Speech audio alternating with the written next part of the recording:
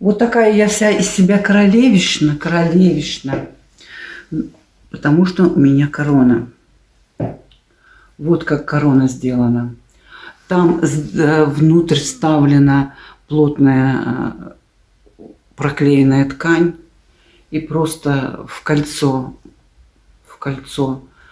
такая же ткань, как сверху, как платье. Вот. Ну и, конечно, всякие финтифлюшки наклеены. Это металл. Ну, такой, какая-то жестянка. А издалека блестит, да, похоже на бриллианты. Пластиковые снежинки. Ну, согласитесь, очень красиво. Да. В общем, первый элемент, главное, это корона. Второй элемент – это батистовый платок. Я сначала взяла шелковый, у меня есть из искусственного шелка огромный палантин. Но он такой большой, такой большой. И я поэтому решила все-таки обойтись вот таким платком. Сейчас, чтобы никого не смущать отсутствием волос, я надену этот платок, как я люблю надевать платки.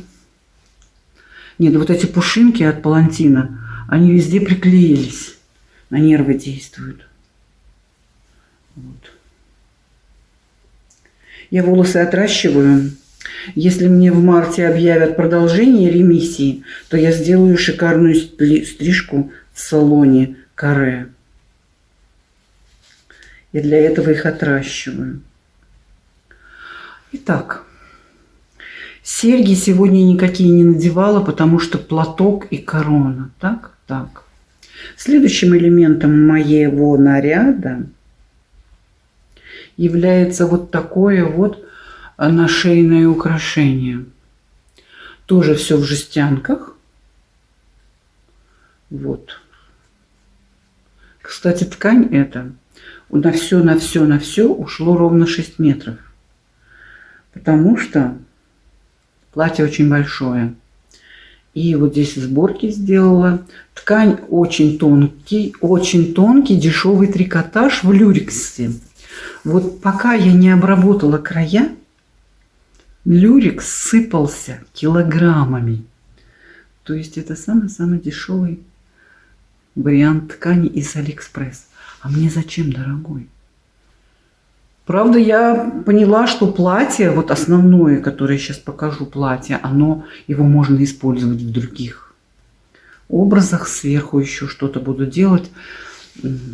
Сверху еще платье и широкие накидки в стиле Поля Пуаре. Это мода 1900 до Первой мировой войны, до 1914 года. Я вчера ночью засыпала, и я уже тын-тын-тын все понапридумывала.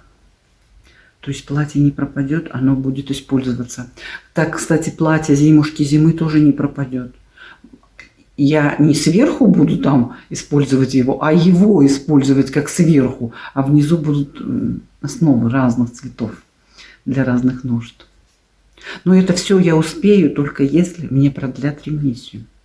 Вот. Значит, чтобы сзади застегнуть, вот пуговка.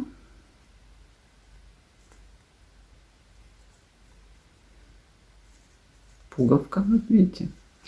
То есть вот так застегивается. И петельку я сделала. Вот так вот застегивается. Это первое украшение нашейное. А второе украшение, вот оно. Это пелеринка.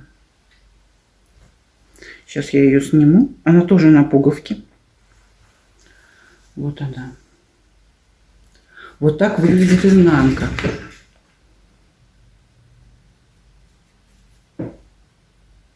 Это все пришлось очень тщательно обрабатывать, потому что ткань, она сама по себе не сыпется, но с нее килограмм люрекса падает, весь дом в люрексе. Вот. Значит, это все для чего? Для того, что слишком тонкая ткань, и И она сильно, смотрите, оп, она теряет форму, она бесформенная. То есть я поняла очень быстро, что ткань бесформенная, видите, она, и оформить воротник совершенно невозможно. Его можно только, вот я закрепила его двойным, сделала вот так, чтобы он держал форму. И уже к верхнему слою волан пришила. Вот он, вот так, если снимать. И все пришлось обрабатывать тщательно, иначе все сыпется и сыпется. Значит, корона раз. Платок не буду считать, платок это просто волосы закрыть. Корона раз, нашейное украшение 2, нагрудное украшение 3. Следующее, 4. Это я решила вопрос с поясом. Платье должно быть широкое. Во-первых, это метелица. Во-вторых, у меня такая выкройка. Это мода возрастных женщин, широкое все. Но для фотографии, для образа, то нужно же талию подчеркивать. И я считаю, что я сделала открытие. Просто поясок, пузо будет бросаться в глаза. А если сделать фартук с длинным пояском серебряного цвета, то создается эффект, что у тебя подвязана талия, а сверху, поверх этого платья, еще одна юбка. Это, кстати, тоже у Поля Пуаре есть. У него многослойные юбки. Одна юбка более-менее прямая до полу, а сверху у него еще одна юбка. И получается, что у меня спереди выглядит, как будто бы я еще одной юбки. То есть это не выглядит как фартук. Одним словом, корона раз, нашейное украшение 2, пелеринка 3, фартук-поясок 4. И само платье.